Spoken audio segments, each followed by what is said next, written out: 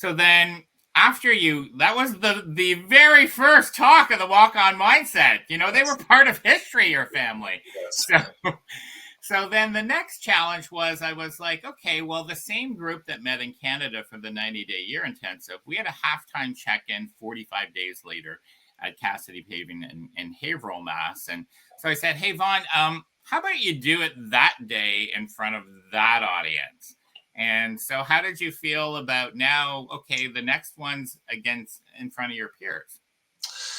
I was very nervous. There's a group of extraordinary entrepreneurs that I have a lot of respect for and very successful and accomplished. So I was very nervous about doing it in front of them, but also at the same time excited, up for the challenge. And again, it gave me 45 days to put it together. Um, I used all of that 45 days to make sure everything was prepared correctly. So now you get up in the morning. You take it's about a 2.5 hour drive to Haverhill.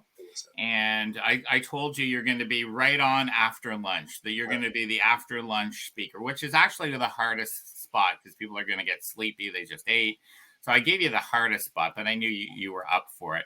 So now you've done your 2.5 hour drive. You arrive at Haverhill in the morning. Tell me about walking into the building.